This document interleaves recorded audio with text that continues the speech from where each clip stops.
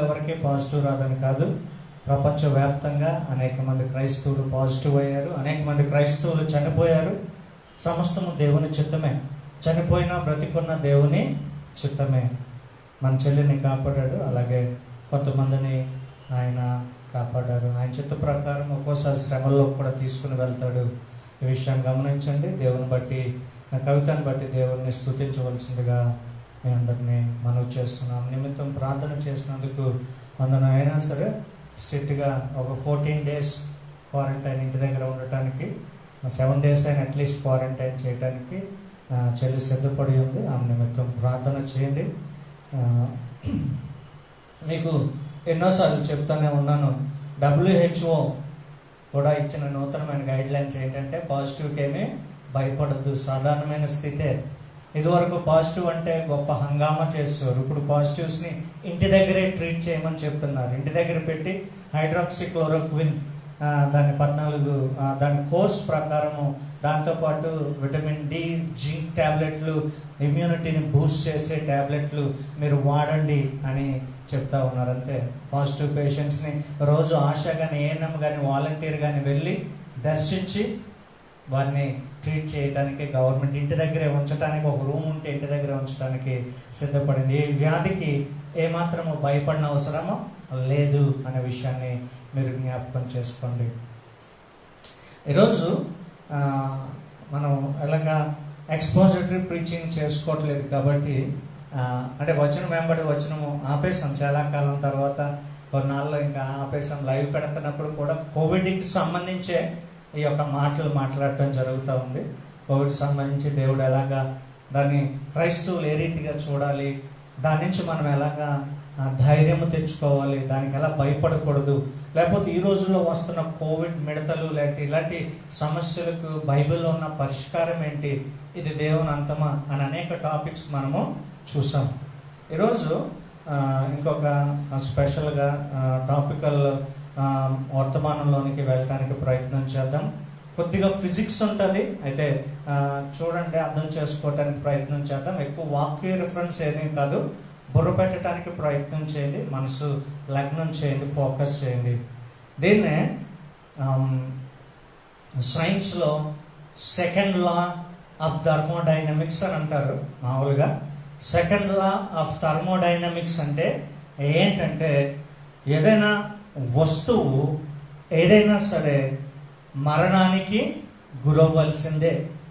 అది సూర్యుడైనా, చంద్రుడైనా, భూమైనా, చెట్టైనా, మనిషి అయినా, మృగమైనా, ఏదైనా సరే మరణానికి గురవ్వాల్సిందే.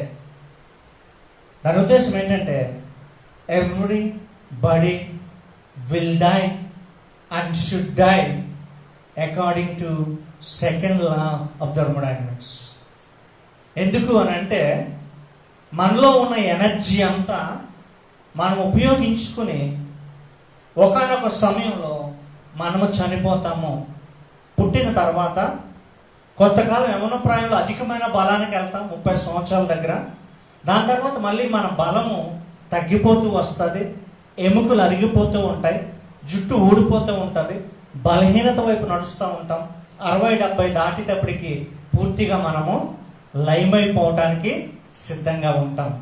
ఆ రీతిగా నక్షత్రం కూడా మొదటిగా పుట్టిన తర్వాత అది బాగా దాంట్లో ఉన్న గ్యాసెస్ అన్ని ఉపయోగించుకున్న తర్వాత చాలా నక్షత్రాలు బూడిదైపోతున్నాయి. అలాగనే మనకు ఉల్కలన్నీ ఏర్పడుతున్నాయి. ఉల్కలు ఎందుకంటే నక్షత్రాలు శిథిలమైపోతుండగా చివరి స్టేజ్లో ఉల్కలు ఏర్పడుతున్నాయి. లేకపోతే ఈ నక్షత్రాలన్నీ బూడిదైపోతున్నాయి, కాస్మిక్ డస్ట్ కింద మారిపోతున్నాయి. ఒక నక్షత్రం తర్వాత ఒక నక్షత్రం, ఒక పాలపుత్త తర్వాత ఒక పాలపుత్త, ఇవన్నీ కూడా నాశనమునకు లోనవుతున్నాయి. This is second law of thermodynamics. మనకు అర్థం అవ్వాలంటే, ఒక 10 కట్టెలు ఒక చోట వేసి నిప్పు వెలిగించాం. ఒక 10 కట్టెలు ఒక చోట వేసి నిప్పు వెలిగించాం. మన విశ్వం అంతా ఈ రీతిగా ఆపరేట్ అవుతుందంటానికి ఆ చిన్న ఉదాహరణ చాలు. ఓ 10 కట్టెలు ఒక చోట వేసి నిప్పి వెలిగించిన తర్వాత, అగ్గిపొలు వేసి నిప్పి వెలిగించిన తర్వాత ఆ కట్టెల్లో ఉన్న బలము ఉష్ణముగా మారి కట్టెలు కొద్దిసేపు మండటం మొదలు పెడతాయి. ఒకనొక స్థాయిలో మంట అత్యధికమైన స్థితికి వెళ్తుంది. దాని తర్వాత కట్టెలో ఉన్న బలం తగ్గిపోయి కొద్ది ఆ మంట కూడా తగ్గిపోయి ఆఖరికి ఆ యొక్క కట్టెలు ఎర్రగా మారి, ఎర్రగా వల్ల బొగ్గంతా నల్లగా అయిపోయి ఆ తర్వాత బూడిదిగా మారిపోతాయి. విశ్వం కూడా ఆ రీతిగానే ఆపరేట్ అవుతుంది. మొదటగా దేవుని చేత సృష్టింపబడిన విశ్వము అగ్గిపుల్ల వేసిన మంట వంటిది కట్టెల్లో. ఆ తర్వాత ఏమవుతుందంటే అదంతా కూడా ఈ విశ్వం ఎక్స్పాండ్ అవుతుంది అయ్యి ఒకానొక టిప్పింగ్ పాయింట్లో ఏమవుతుందంటే విశ్వం కూడా వెనక్కి తగ్గిపోయి విశ్వం కూడా చనిపోయే స్థితికి వస్తుంది. దేవునికి తప్ప నక్షత్రానికి, గ్రహాలకి, ఉపగ్రహాలకి, చెట్లకు, మనుషులకు, మానవులకు, సమస్తమునకు ఇదే విధి అని ముందుగా దేవుడు నిర్ణయించలేదు. కానీ ఆ విధి ప్రకారము సృష్టి మన యొక్క పాపము బట్టి మార్చబడింది. సెకండ్ లా ఆఫ్ థర్మోడైనమిక్స్ అనేది దేవుడు సృష్టించలేదు. ఎవరు సృష్టించలేదు? దేవుడు సృష్టించలేదు. దాన్ని ఎంట్రోపీ అని అంటారు. ENTROPHY, entropy. మొదటగా ఆదాము అవ్వను సృష్టించడానికి ముందు సృష్టిని సృష్టించినప్పుడు దేవుడు ఏమన్నాడంటే అది మంచిగా ఉండునట్లు చూశాడు. When God made the universe he made it good.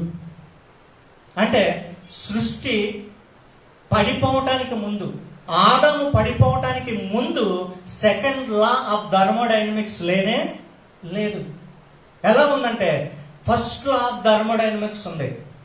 Energy can neither be created not destroyed అనే మాట ప్రకారము శక్తి నిరంతరము ఏకరీతిగా ఉంది. ఆదాము అవ్వలను ప్రతి జాతిని రెండు జతలుగా చేసిన దేవుడు మొదటి కొన్ని సంవత్సరాలు ఆదాము దేవునితో సాన్నిహిత్యంలో ఉన్నంత కాలము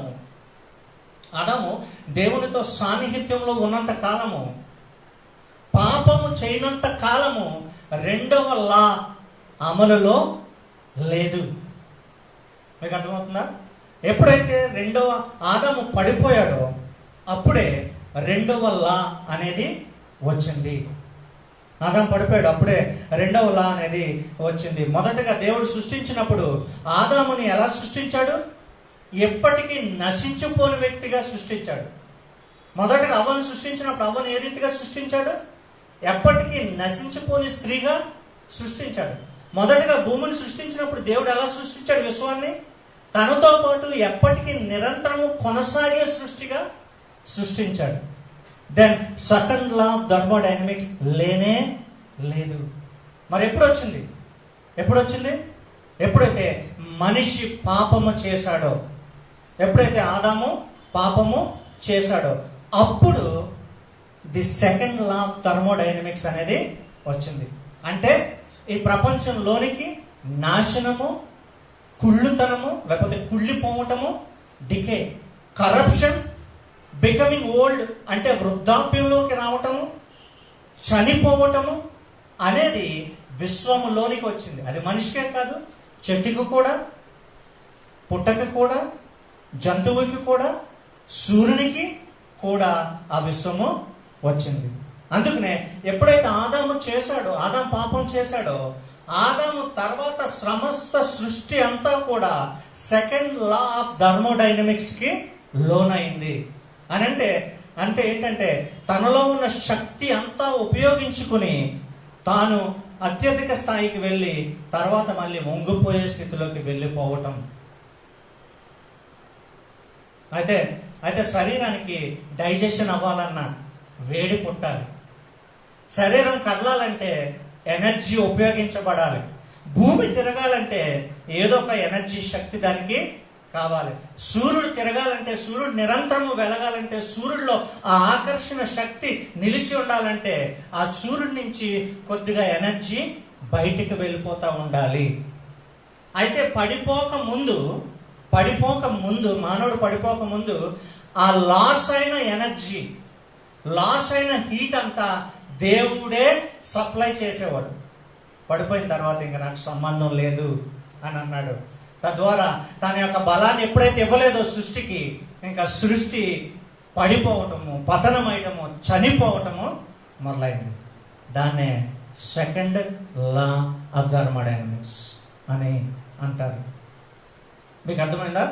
మొదటగా ఆదాము పడిపోవటానికి ముందు, అంటే శాపము మనిషిలోనికి రావటానికి ముందు, పాపానికి మనిషి లోనవటానికి ముందు అతని మీద మరణానికి, కుళ్ళిపోవటానికి అధికారము లేనే లేదు. తను స్వయంగా ఎప్పుడైతే ఆదాము పాపం చేసుకున్నాడో అప్పుడు ఆదాముకే కాదు, తన బట్టి సమస్తమైన సృష్టికి కూడా నాశనం అయిపోయే స్థితిని దేవుడు ఏర్పాటు చేశాడు. ఏర్పాటు చేయలేదు, తాను బలాన్ని ఇవ్వట్లేదు కాబట్టి ఇంకా వెంటనే సృష్టి దాని అంతటికి అదే నాశనం అయిపోయే స్థితిలోనికి నెట్టబడింది. The second law of the thermodynamics is automatically into action because the first law has been restrained. మొదటి సూత్రము ఆయన నిలిపివేయటం ద్వారా ఇంకా అయిపోయిన ఎనర్జీ ఎప్పటికీ దేవుడు సప్లై చేయకుండా ఉండటం ద్వారా సృష్టి దానంతట దానే క్రంబుల్ అయిపోతుంది, అంటే విచ్ఛిన్నము అయిపోవటము మొదలుపెట్టింది. తద్వారా నిరంతరము జీవించవలసిన మనిషి మొదటగా 1000 సంవత్సరాలు, దాని తర్వాత ఫ్లడ్ వచ్చిన తర్వాత, నోవా ఫ్లడ్ తర్వాత 300 సంవత్సరాలు, ఇంకా పతనం అయిపోవటం ద్వారా అధిక బలం ఉంటే 70-80 సంవత్సరాలకి ఇప్పుడు మన యొక్క జీవిత ఆయుష్ మనకి వచ్చినట్లు మనము చూస్తూ ఉన్నాం. జీవిత ఆయుష్ వచ్చినట్లు మనము చూస్తూ ఉన్నాం. మొదటగా నిరంతరము జీవించే వ్యక్తి పడిపోయిన తర్వాత 964 సంవత్సరాలు, ఆ తర్వాత ఫ్లడ్ తర్వాత సుమారు 380 సంవత్సరాలు, ఆ తర్వాత కొన్ని మిలీనియం తర్వాత 70 లేదా 80 సంవత్సరాలకి వచ్చేసింది. The second law of thermodynamics. అప్పటి వరకు మరణమే లేదు, అప్పటి వరకు ఏమాత్రము మరణానికి లోను కానీ ఈ సృష్టి ఈ యొక్క మరణానికి, దాస్యత్వానికి అప్పజెప్పబడింది అనే విషయాన్ని మనం చూస్తూ ఉన్నాం. ఈ యొక్క శాస్త్రవేత్తలు ఏమంటారంటే దాన్ని సెకండ్ లా ఆఫ్ థర్మోడైనమిక్స్ అని కనుగొన్నారు. దానికి విరుద్ధంగా మనము ఏమీ చేయలేము అని అర్థము మీరు చేసుకోవాలి. ఇదంతా కూడా రోమపత్రిక 8:18-23 చదివితే మనకు అర్థమవుతుంది. ఇప్పుడు నేను చెప్పిందంతా రోమపత్రిక 8లో మనం ఒక్కసారి చూద్దాం. చూడండి, రోమపత్రిక 8:18-23 వచనాలు నేను చదువుతాను. రోమపత్రిక 8:18-23 వచనాలు 139వ పేజీలో. మన ఏళ్ళ ప్రత్యక్షము కాబోవు మహిమ ఇప్పటి కాలపు శ్రమలు, మహిమ ఎదుట ఇప్పటి కాలపు శ్రమలు ఎన్న తగినవి కావని ఎంచుచున్నాము. మెల్లగా చదువుతాను. దేవుని కుమారులు ప్రత్యక్షత కొరకు సృష్టి మిగిల ఆశతో తేరి చూచుచు కనిపెట్టుచున్నారు. ఎవరు కనిపెడుతున్నారు? సృష్టి. The whole creation is looking for the glorification of human being. మనిషి మహిమపరచడానికి సృష్టి కనిపెట్టుచున్నది. 20వ వచనం, ఏలయనగా సృష్టి నాశనమునకు లోనై దాస్యములో నుండి విడిపింపబడి దేవుని పిల్లలు పొందబోవు మహిమగల స్వాతంత్రము పొందుదన నిరీక్షణ కలదై స్వేచ్ఛగా కాక దాని లోపరచువాని మూలముగా వ్యర్థపరచబడిన. ఏమైంది? సృష్టి వ్యర్థపరచబడింది. సృష్టి దాస్యత్వమునకు లోనయ్యింది. ఒకప్పుడు నశించిపోని సృష్టి ఇప్పుడు నశించిపోతుంది. ఒకప్పుడు ఎండిపోని సృష్టి ఇప్పుడు ఎండిపోతుంది. ఒకప్పుడు మరణానికి లోను కాని సృష్టి ఇప్పుడు మరణానికి దాస్యమైంది. మనుషుడే కాదు, సృష్టి చనిపోతుంది. సింహం ఏమి పాపం చేయాల, పాము ఏమి పాపం చేయాల, పావురం ఏమి పాపం చేయాల, నక్క ఏమి పాపం చేయాలి. అయినా సరే మనతో పాటు మన పాపం బట్టి అవి కూడా చనిపోవడం మొదలుపెట్టినాయి. చెట్లేమి పాపం చేయాల, సూర్యుడేమి పాపం చేయాల, మన పాపం పెట్టి అవన్నీ కూడా చనిపోవటం మొదలుపడింది. ఎందుకంటే సృష్టి ఆదాము చేసిన పాపం బట్టి దాస్యమునకు లోనైంది అని చెప్తున్నాడు. 23వ వచనం, సృష్టి యావత్తు ఇదివరకు ఏకగ్రీవముగా మూలుగుచు ప్రసవ వేదన పడుచున్నదని ఎరుగుదుము. సృష్టి ప్రసవ వేదన పడుతుందంట. ఎందుకు ప్రసవ వేదన అంటే ఏంటి? పురుటి నొప్పులు పడుతుంది. ఎందుకు? పిల్లలకి అంటానికి కాదు, మహిమ గల స్థితిలోనికి వెళ్ళటానికి, ఇంకెప్పుడు నశించపోని స్థితిలోనికి వెళ్ళటానికి, మరణము నుండి తప్పించబడటానికి, డికే నుంచి తప్పించబడటానికి, డిస్ట్రక్షన్ నుంచి తప్పించబడటానికి సృష్టి ఎదురు చూస్తూ ఉంది. ఎప్పుడైతే ఆదాం పాపం చేశాడో అప్పుడు సృష్టి సెకండ్ లా ఆఫ్ థర్మోడైనమిక్స్కి లోనైంది. ఈజ్ ఈక్వల్ టు దాస్యత్వమునకు లోనైంది, ఈజ్ ఈక్వల్ టు కరప్షన్కి లోనైంది, ఈజ్ ఈక్వల్ టు మరణానికి లోనైంది. This is the underline point. This is the underline point. ఇప్పుడు క్రీస్తు దగ్గరికి వచ్చామనుకోండి, ఇదే మాట పట్టుకొని క్రీస్తు మనల్ని దేని నుంచి విడిపించాడు? ఒక మాటలో ఫిజిక్స్ ప్రకారం చూస్తే సెకండ్ లా ఆఫ్ థర్మోడైనమిక్స్ నుంచి మనలను విడిపించాడు. దేని నుంచి విడిపించాడు మనల్ని క్రీస్తు? From the second law of thermodynamics. What is second law of thermodynamics? Death. ఏంటది? డెత్. ఇంకా కరెక్ట్గా చెప్పాలంటే హీట్ డెత్ అంటారు దాన్ని. Heat death. Second law of thermodynamics అంటే ఒక మనిషి చనిపోయినప్పుడు ఆ మనిషి శరీరం ఎలా అవుతుంది? చల్లగా అవుతుంది. ఒక మండుచున్న కట్టెలు చనిపోయినప్పుడు ఆ మండుచున్న కట్టెలు ఎలా ఉంటాయి? చల్లగా ఉంటాయి, లేకపోతే బొగ్గులేగా అయిపోతాయి. మండుచున్న ఒక సూర్యుడు లేకపోతే ఒక నక్షత్రం చనిపోయినప్పుడు ఆ నక్షత్రం ఎలా ఉంటుంది? బొగ్గులాగా మారిపోతుంది, బూడిదైపోతుంది. ఏమాత్రము అందులో ఉష్ణము ఉండనే ఉండదు. దాన్నే హీట్ డెత్ అంటారు. మనలో కూడా ఆ హీట్ అంతా వెళ్ళిపోవటం ద్వారా మనము కూడా చనిపోయాం. ఒక మాటలో చెప్పాలంటే టెక్నికల్గా, ఫిజికల్గా, లేకపోతే ఫిజిక్స్ ప్రకారం చెప్పాలంటే క్రీస్తు కల్వరి సిలువలో మన కోసం మరణించి మనలను దేని నుంచి విడిపించాడంటే థర్మోడైనమిక్స్ యొక్క రెండవ నియమము నుంచి మనల్ని విడిపించాడు. As simple as that. దేని నుంచి విడిపించాడు?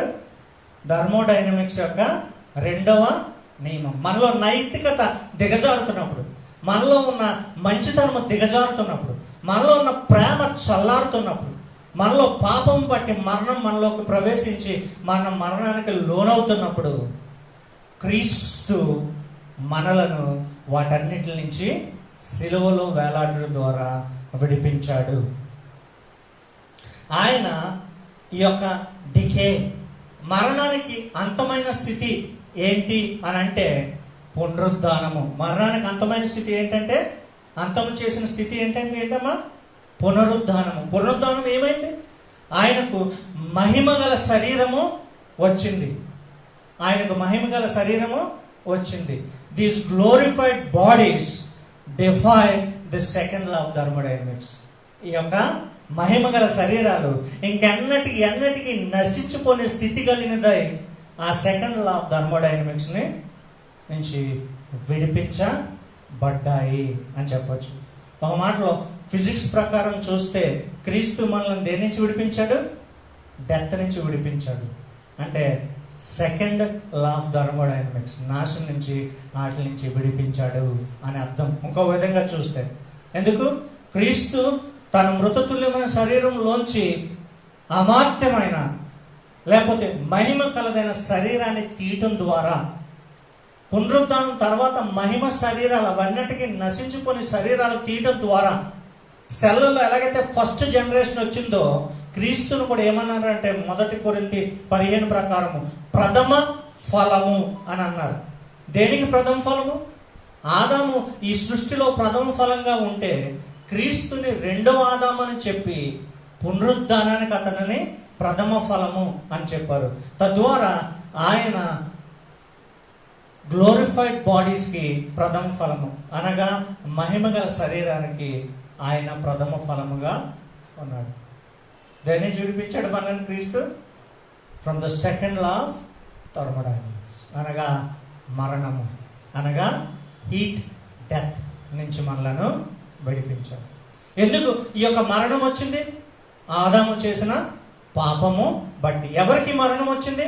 ఆదాముకే కాదు, అవ్వకు కాదు, జంతువులకు కాదు, జంతువులకు మాత్రమే కాదు, చెట్లకు మాత్రమే కాదు, భూమికి, సూర్యునికి, నక్షత్రాలకి, గ్రహాలకి, ఉపగ్రహాలకి, పాలపుంతలకి, అన్నిటికీ కూడా మరణం వచ్చింది అని మనం చూస్తూ ఉన్నాం. అన్నిటికీ కూడా మరణం వచ్చింది అని చూస్తూ ఉన్నాం.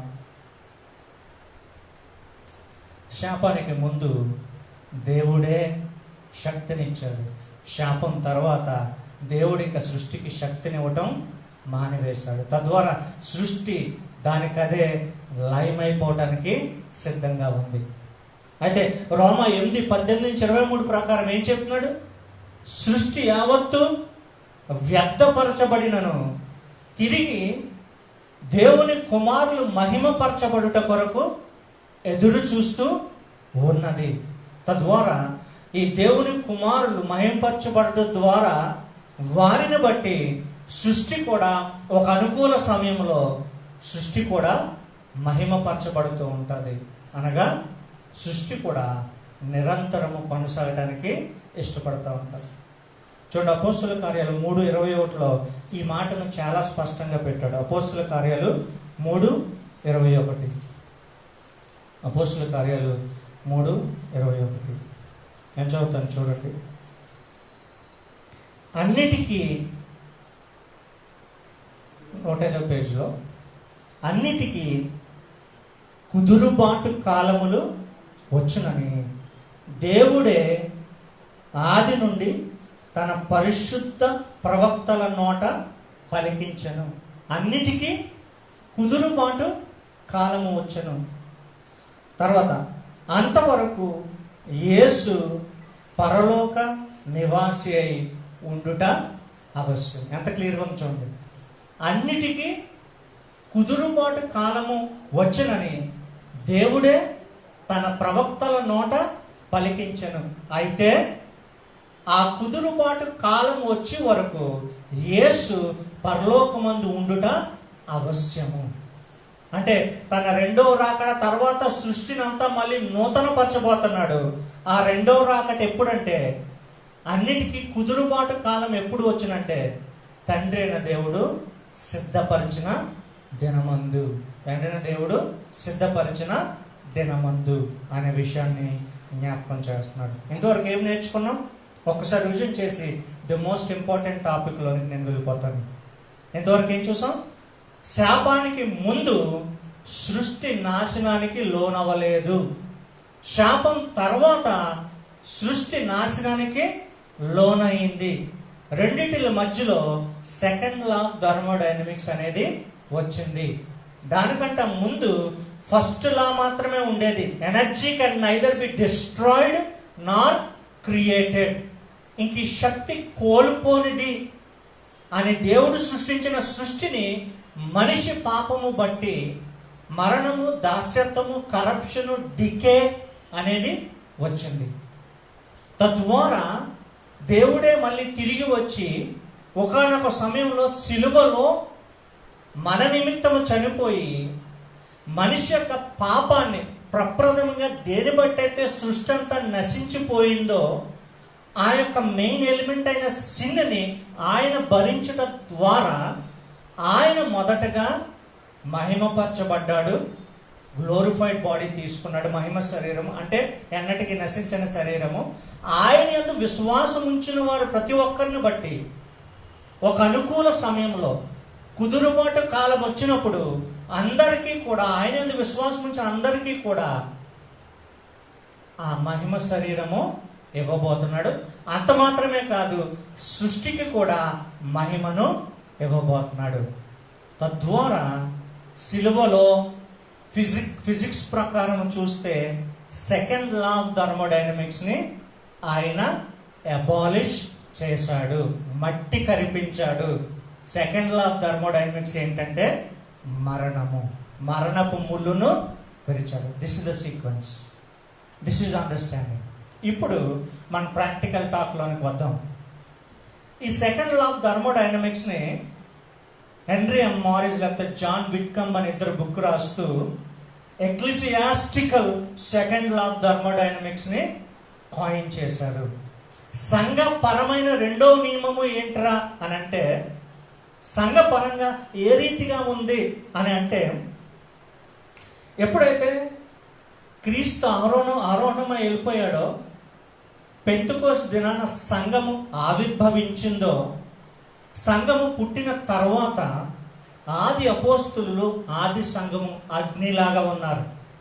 ఆది అపోస్తులు ఆది సంఘము అగ్నిలాగా ఉన్నారు, మండారు దేవుని కోసం. పేతురు అంటున్నాడు, వెండి బంగారాలు మాకు అవసరం లేదు, మా దగ్గర నన్ను ఉచితంగా తీసుకో. పౌలు అంటున్నాడు, ఏ స్థితిలోనైనా నేను తృప్తి కలిగి ఉన్నాను. అలాగా అమ్మబడని పాస్టర్లుగా, అమ్మబడని సంఘ కాపర్లుగా, ఏమాత్రము కాంప్రమైజ్ అవ్వని లీడర్స్గా ఆది సంఘములో అపోస్తులు ఉన్నారు. దాని తర్వాత కొంతకాలానికి అబద్ధ ప్రవక్తలు వచ్చారు. కొంతకాలానికి క్రూరమైన తోడేళ్ళు గొర్రె చర్మం కప్పుకొని వచ్చారు. కొంతకాలానికి సువార్తను వ్యాపారం చేసేవారు వచ్చారు, మొదటి శతాబ్దంలోనే. అందుకనే పౌలు పదే పదే భీకరంగా దేవుని చేత ఆవిర్భవించబడిన సృష్టి అయిన చర్చ్ మొదటగా రెడ్ హాట్గా వెలిగిపోతూ దేవుని కోసం మండుతున్న ఈ సంఘములో ఆది అపోస్తులు 12 మంది వేసిన ఆ పునాది మీద సంఘము చాలా అన్ని విధాలుగా ఆత్మీయ విషయాలు అభివృద్ధి పొందుతున్న సందర్భాల్లో సంఘములోనికి క్రూరమైన తోడేళ్ళు, సంఘములోనికి నిలువెచ్చని తనము, సంఘములోనికి వేషధారణ వచ్చింది. సంఘము కూడా సెకండ్ లా ఆఫ్ థర్మోడైనమిక్స్కి గురైంది. ఏమైంది? సంఘము కూడా చల్లారిపోవటం మొదలు పెట్టబడింది. 2000 సంవత్సరాల క్రితం అగ్ని లేక నిర్మించబడిన ఆ సంఘము, ప్రకటన గ్రంథము 3వ అధ్యాయము లవదొక్య సంఘానికి రాస్తున్నారు కదా, మీరు ప్రేమ చల్లారిపోయి మీరు నులివెచ్చని స్థితికి దిగజారిపోయారు అని చెప్తున్నారు. సంఘములో కూడా ఏమైంది?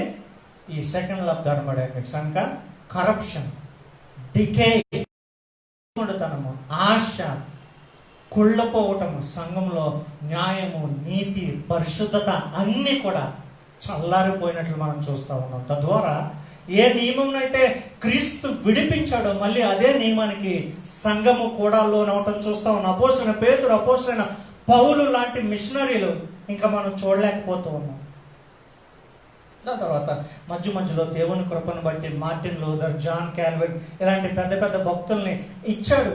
మధ్యలో కొద్దిగా అగ్నిని పుట్టించడానికి సంఘంలో. ఇంకా ఆఖరి 100 సంవత్సరాలు అయితే లెక్కలేనని తప్పుడు బోధలు పుచ్చిపోయి సంఘం అంతా కూడా ఏ రీతిగా తయారైందంటే, 2000 సంవత్సరాల క్రితం మొదలు పెట్టబడిన ఆ సంఘము సెకండ్ లా ఆఫ్ థర్మోడైనమిక్స్కి లోనయ్యి సంఘం కూడా పతనమవుతూ వచ్చింది. ఒకప్పుడు వెలిగిపోయిన క్రైస్తవ మిషనరీ సంస్థలు ఇప్పుడు చెదలు పట్టేసి బూజు పట్టేసి ఉన్నాయి. మిషనరీ హాస్పిటల్ కానీ, మిషనరీ స్కూళ్ళు కానీ, మిషనరీ వ్యవస్థలు కానీ, మిషనరీలు కానీ ఏమైపోయారు? 17, 18 శతాబ్దంలో రగల్చబడిన వారందరూ కూడా, దానిలోనే ఎడ్యుకేషన్ పొందుకున్న మనందరం కూడా ఈసారి అటువంటి తేజస్సు మనం చూడలేకపోతున్నాం. సంఘాల్లో కానీ, మిషనరీ స్కూల్లో కానీ, మిషనరీ హాస్పిటల్స్లో కానీ, మిషనరీ వ్యవస్థల్లో కానీ ఎక్కడ క్రీస్తు యొక్క వేడి వెలుగు లేకుండా ఉండటం మనం చూస్తాం. This is second law of thermodynamics in the church. దాన్ని ఎక్లీసియాస్టికల్ థర్మోడైనమిక్స్ అని అంటారు. ఎక్లీసియా అంటే చర్చ్ అని అర్థం. ఎక్లీసియా అంటే church. Ecclesiastical second law of thermodynamics ఏంటంటే, ఆ రీతిగా సంఘము కూడా చల్లారిపోతారు.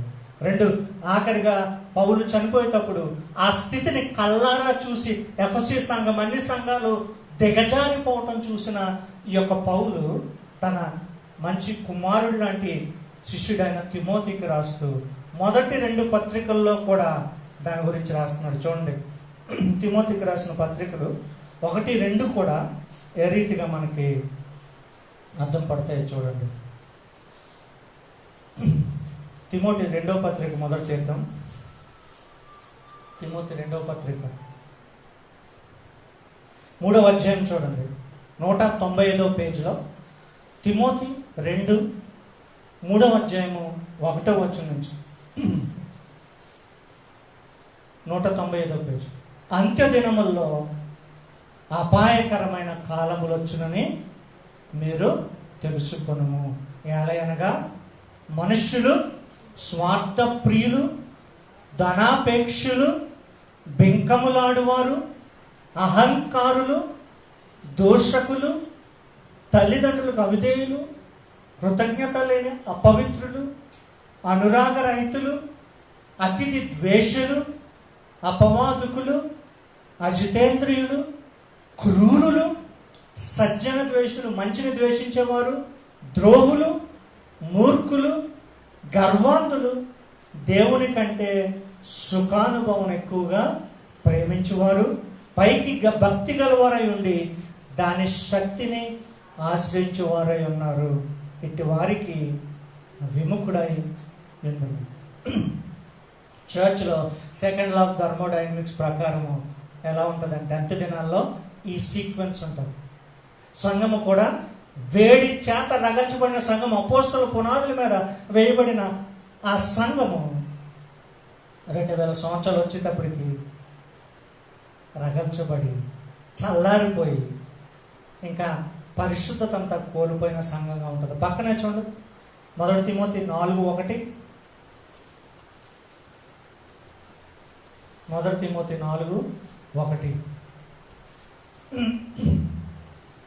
అయితే కడవర దినముల్లో కొందరు అబద్ధికుల వేషధారణ వలన మోసపరుచు ఆత్మలయందు దెయ్యముల బోధయందు లక్ష్యముంచి విశ్వాస భ్రష్టులు అగుదురని ఆత్మ తేటగా చెప్పుచున్నాడు. ఆ అబద్ధికులు వాతవైబడిన మనసాక్షి గలవారై వివాహమును నిషేధించుచు సత్య విషయమైన అనుభవ జ్ఞానం గల విశ్వాసుల కృతజ్ఞతాస్తుతులు చెల్లించి పుచ్చుకున్న నిమిత్తము దేవుడు సృజించిన ఆహార వస్తువులు కొన్నిటిని తినుట మానవల్లని చెప్పుచుందురు. ఎండ్ డేస్లో ఆ రీతిగా సంఘంలో అబద్ధ ప్రవక్తలు వస్తారు. మనుషుల్లో ethical, moral, spiritual, familial corruption enters. అంటే ఏంటి? ప్రతి ఒక్క సంఘాల్లో ఏ రీతిగా ఉంటుందంటే మనుషుల్లో నైతికత దిగజారుతుంది, పరిశుద్ధత దిగజారుతుంది, ఫ్యామిలీ విలువలు తగ్గిపోతాయి, విడాకులు ఎక్కువైపోతాయి ప్రపంచవ్యాప్తంగా. తర్వాత ఆత్మ సంబంధమైన స్థితి నుంచి దిగజారిపోతారు అని లేఖనాలు సెలవిస్తున్నాయి. అదే కదా 1 తిమోతి 2 తిమోతి పత్రికలో రెండింటికి 4-3 అధ్యాయాల్లో మొదటి హెడ్డింగ్ ఏంటి? అంత్య దినాలలో, కడవరి కాలముల్లో అపాయకరమైన కాలాలు వచ్చును అని చెప్తా ఉన్నారు. This is ecclesiastical second law of thermodynamics. ఏమవుతుంది? చర్చ్ క్వాలిటీ పడిపోతుంది, చర్చ్ యొక్క క్వాలిటీ పడిపోతుంది, చర్చ్లో మిషనరీ స్పిరిట్ పడిపోతుంది, మిషనరీ సంస్థలో వెలుగు వెళ్ళిపోతుంది, మిషనరీ సంస్థల్లో వేడి వెళ్ళిపోతుంది. మనం అదంతా చూసాం మన కళ్ళ ముందు. సెయింట్ జేవియర్, సెయింట్ ఫ్రాన్సిస్ అని పెద్ద పెద్ద పెద్ద పెద్ద సంస్థలన్నీ, డాన్ బాస్కో అంటున్నారు, అదే అంటున్నారు, అన్ని మిషనరీ సంస్థలన్నీ ఈరోజు పడుకున్నట్లు మనం చూస్తూ ఉన్నాం. పెద్ద పెద్ద హాస్పిటల్లో ఏమీ చేయలేక బిల్డింగ్లు మాత్రం మిగిలినట్టు చూస్తూ ఉన్నాం. మిషనరీ వైపు చూస్తే మిషనరీ చర్చిలన్నీ కూడా శిథిలావస్థలో ఉన్నట్టు మనం చూస్తూ ఉన్నాం. అదే కాక అబద్ధ ప్రవక్తలు అందరూ కూడా చెలరేగిపోయి, అబద్ధ ప్రవక్తలు అందరూ కూడా 1,00,000 మంది, 1000 మంది, 10,000 మంది సంఘస్థుల్ని కూడగట్టుకుని వారికి ఏమీ నేర్పకుండా వారి కానుకల మీదే ఆధారపడుతూ ఉన్న స్థితిని మనం చూస్తూ ఉన్నాం. అదే కాక ఈ కుటుంబాల్లో ఏమాత్రము ప్రేమ లేకుండా, క్షమాపణ లేకుండా, క్రీస్తు కేంద్రీకృతమైన కుటుంబాలుగా ఉండకుండా పతనావస్థకు లోనవుతున్న కుటుంబ వ్యవస్థను మనము చూస్తూ ఉన్నాం. పెద్దలంటే, అత్తమావులంటే, తల్లిదండ్రులంటే గౌరవం లేని కుటుంబాలను మనము చూస్తూ ఉన్నాం. దిగజారిపోతుంది. మనిషి యొక్క పరిస్థితి, సంఘం యొక్క పరిస్థితి. దాన్నే ఎక్లిజియాస్టికల్ సెకండ్ లా ఆఫ్ థర్మోడైనమిక్స్. ఏంటి మరి దీనికి అంతం ఏంటి? ఎప్పుడైనా ఉందా అంతము? ఈ సంఘము ఇలాగ పతనం అయిపోవలసిందేనా? అందుకని అపోస్తుల కార్యం 3:21 రాస్తూ ఉన్నారు, కుదురుపాటు కాలము వచ్చి వరకు క్రీస్తు కొద్ది కాలము పరలోకంలో ఉండుట అవసరం. ఒక సమయం ఏర్పాటు చేశాడు. ఆ సమయంలో దేవుడు మనలను విడిపిస్తాడు అనే విషయాన్ని జ్ఞాపకం చేసుకోండి. There is a downward trend, పతనావస్థ మనము చూస్తూ ఉన్నాం. క్రీస్తు మళ్ళీ రెండవ రాకడికి వచ్చిన తర్వాత 1000 ఏళ్ల పరిపాలన అనేది ఉంది. 1000 ఏళ్ల పరిపాలన ఏం చేస్తున్నాడు? సెకండ్ లా ఆఫ్ థర్మోడైనమిక్స్ని లిమిట్ చేస్తున్నాడు. ఏం చేస్తున్నాడు? 1000 సంవత్సరాలు క్రీస్తు భూమి మీదకి వచ్చిన తర్వాత సాతానుని 1000 సంవత్సరాలు బంధిస్తున్నాడు. సెకండ్ లా ఆఫ్ థర్మోడైనమిక్స్ని 1000 సంవత్సరాలు సస్పెండ్ చేస్తున్నాడు, అంటే లిమిట్ చేస్తూ ఉన్నాడు. అంటే డెప్త్ని ఆయన తగ్గిస్తూ ఉన్నాడు. అప్పుడు మళ్ళీ ఏం జరుగుతుంది? 1000 ఏళ్ల పరిపాలనలో సస్యశ్యామలు మనం చూస్తాం. క్రీస్తు సముఖాన పర్ఫెక్ట్ గవర్నమెంట్ మనం చూస్తాం. ఎందుకంటే ఆయనే స్వయంగా యెరూషలేము నుంచి ఆయన మనలను ఏలుతాడు. పర్ఫెక్ట్ స్కూలింగ్ చూస్తాము. ఇంకా స్కూల్స్లో ఎవల్యూషన్, కోతించి మానవుడు వచ్చాడని చెప్పరు. ఏం చెప్తారు స్కూల్స్లో? దేవుడే మనిషిని సృష్టించారని నిజమైన బోధన చేస్తారు. తర్వాత పర్ఫెక్ట్ పొలిటికల్ కింగ్డమ్ చూస్తాం. ఈ రోజుల్లో రాజకీయాన్ని చూస్తుంటే దాని గురించి మాట్లాడుకోవడమే మంచిది, నోరు నొప్పు అని అనుకుంటాం. ఆ రోజుల్లో 1000 సంవత్సరాల క్రీస్తు యొక్క పొలిటికల్ స్ట్రాటజీ చూసి మనం అందరము సంతోషిస్తాం. ఆ రోజుల్లో ఆఖరికి ఫ్లష్ ఈటింగ్ యానిమల్స్ని కూడా ఆపుతాడు. సింహము ఎలుగుబంటి కూడా ఇంకేమాత్రము చీల్చకుండా జీవులను గడ్డి మేస్తున్నట్లు మనకి లేఖనాల్లో ఉంది. 1000 సంవత్సరాలు ఏమాత్రము చంపటము ఉండదు అని మనం చూస్తూ ఉంటాం. చిన్న పిల్లవాడు నాగుపాముతో ఆడతాడు అని లేఖనాలు సెలవుస్తున్నాయి. తద్వారా పాముల్లో విషము కూడా తగ్గిపోతున్నట్లు మనం చూస్తాం. ఆ 1000 సంవత్సరాల్లో the second law of thermodynamics is been suspended or greatly limited by this eternal God. దేవుడు ఈ యొక్క పతన వ్యవస్థని కొద్దిగా ఆపుతాడు. ఎందుకు? దాంతోపాటు సాతాను కూడా 1000 సంవత్సరాలు బంధించి ఉంటాడు. అయినా సరే మనుషులు మారరు. ఏంటి? అయినా సరే మనుషులు మారరు. ఆ 1000 సంవత్సరాల తర్వాత సాతాను విడిచిన కొద్ది కాలంకే మనుషులు మళ్ళీ చెడిపోవటం మొదలు పెడతారు. ఈ 1000 సంవత్సరాలు మనుషులు ఎలా ఉంటారంటే జూడస్ ఇస్కారియోట్ స్పిరిట్లో ఉంటారు. పైకి కన్వర్ట్ అయినట్టు కనపడతారు, కానీ లోన ద్వేషులు, క్రూరులుగానే ఉంటారు. యూదా ఇస్కరియోతు 3.5 సంవత్సరాలు యేసుక్రీస్తు దగ్గర ఎలా ఉన్నాడు? పైకి విశ్వాసలా ఉన్నాడు, ఆఖరికి ధనాపేక్షతో తనకు తాను ఆత్మహత్య చేసుకునే స్థితిలోనికి వెళ్ళిపోయాడు. అటువంటి స్థితిలో 1000 సంవత్సరాలు జనులు ఉండేటట్లు మనం చూస్తూ ఉంటాం. ఆ తర్వాత ఆఖరిగా ఆయన యుద్ధము పోరాటం తర్వాత సంపూర్ణంగా ఈ సెకండ్ లా ఆఫ్ థర్మోడైనమిక్స్ని తీసి పారేస్తాడు. అంటే మరణాన్ని తీసి పారేస్తాడు. ఆఖరికి నరకంలో కూడా ఇంకా నరకంలో కూడా ఎవరికి మరణం ఉండదు, పరలోకంలో కూడా ఎవరికి మరణము ఉండదు. నరకంలో ఏముంటుంది? బర్నింగ్ బర్నింగ్ బర్నింగ్ ఏముంటుంది? నరకంలో కాల్చబడుట ఉంటుంది. పరలోకంలో ఆనందము ఆనందము ఆనందము ఉంటుంది. ఈ నరకంలో ఈసారి దేవుడే లాస్ అయిన ఎనర్జీని మళ్ళీ ఇస్తూ ఉంటాడు. మళ్ళీ కాలటానికి, మళ్ళీ పురుగులు చావకుండా ఉంచడానికి, మళ్ళీ కాల్చడానికి దేవుడే ఎనర్జీ ఇస్తాడు. పరలోకంలో మనం తిన్న ఈ జీవవృక్ష ఫలాలు తిని ఆనందించి అరగొట్టుకోవడానికి కావలసిన ఉష్ణాన్ని కూడా దేవుడే ఇస్తాడు. ఈసారి సెకండ్ లా ఆఫ్ థర్మోడైనమిక్స్ని తీసేసి మొదటి నియమాన్ని తీసుకొస్తాడు. నరకంలోను పరలోకంలోను కూడా. ఎందుకంటే నరకంలో కూడా మనుషులు చావరు, నరకంలో సాతాను చావడు. దేవుడే దానికి అధిపతి, దేవుడే వారు మండటానికి కావలసిన అగ్ని అంతా దేవుడే ఇస్తాడు.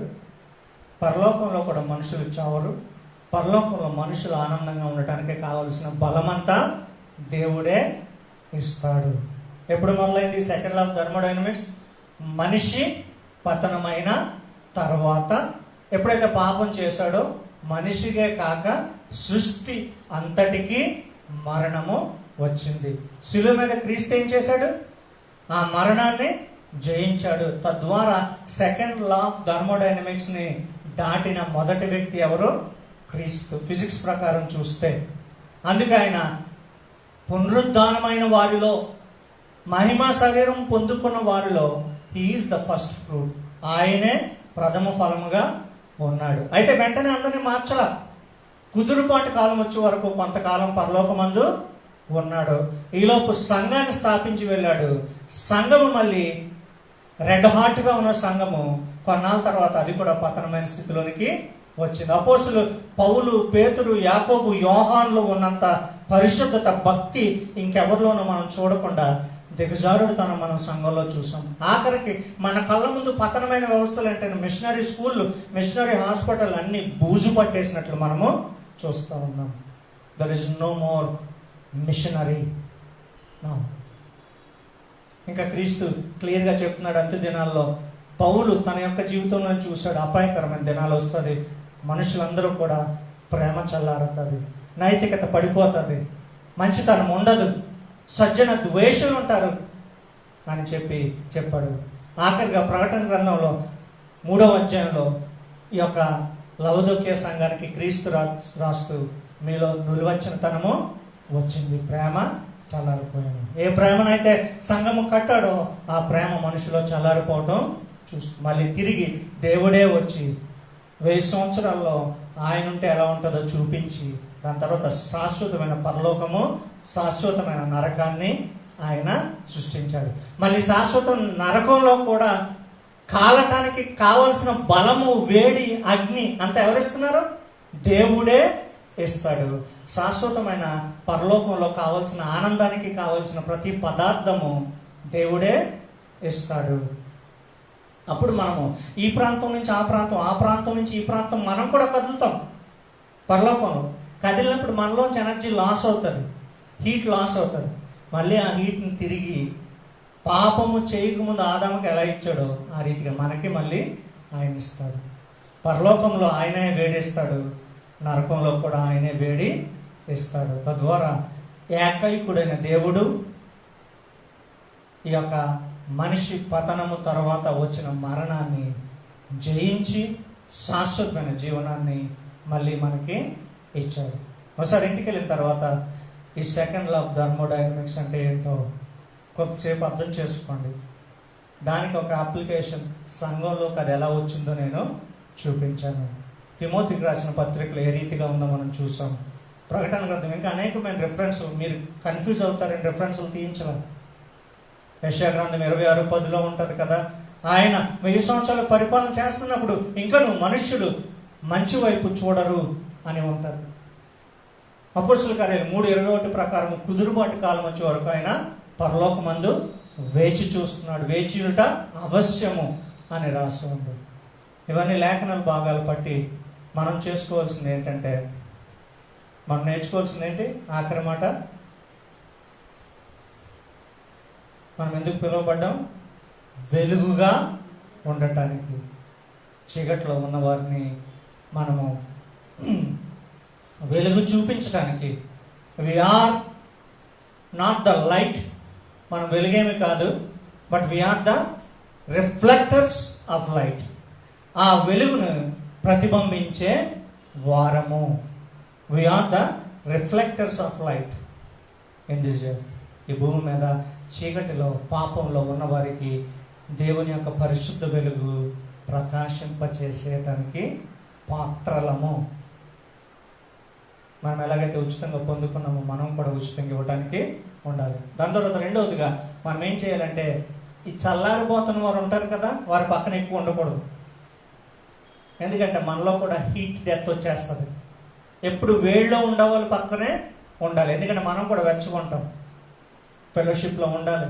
చల్లారిపోతున్న వారు పక్కన, లోకంలో జీవించేవారు, క్రైస్తవులు అనబడిన వారుగా, క్రైస్తవులు కాకపోయినా క్రైస్తవులు అని అనిపించుకున్న వారు పక్కన ఉన్నారనుకోండి, మీకు కూడా చలంటుతుంది, మీలో వేడి ఉండనే ఉండదు. వారి పక్కన ఉండకూడదు, మీరు వేడిగా ఉన్న వారి పక్కనే ఉండాలి, లేకపోతే చల్లారిపోయే ప్రమాదము ఉంది. ఈరోజు చూడబడిన వచనాలు ఏంటంటే 1 తిమోతి 4:1-5, 2 తిమోతి 3:1-5, అపోస్తలుల కార్యాలు 3:21, యెషయా 26:10. ప్రాముఖ్యమైనది ఏంటంటే రోమా 8:18-23. సృష్టి యావత్తు విమోచింపబడటానికి ఎదురు చూస్తూ ఉంది.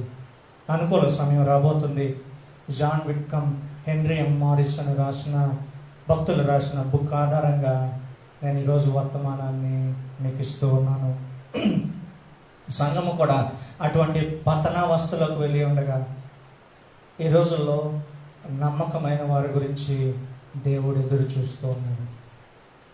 దేవుని ఆజ్ఞలో ఉండేవారి కోసం దేవుడు ఎదురు చూస్తూ ఉన్నాడు. నీ పక్కన ఉన్నవాడిని ఇంకా చల్లార్చేవాడిగా ఉండకుండా నీలో వేడి పక్కనున్న వాడికి ఇచ్చి వాడిని కూడా వెలిగించే వేడిని కలిగి ఉండటానికి ప్రయత్నం చేద్దాం. అనగా సాక్ష్యము కలిగి ఉండటానికి ప్రయత్నం చేద్దాం. అనగా ప్రార్థన జీవితము, విశ్వాస జీవితము, వాక్య పఠనము కలిగి ఉండటానికి ప్రయత్నము చేద్దాం. దేవుడి మాటలు దీవించును గాక. మనము మోకరిద్దాం. రొట్టెలో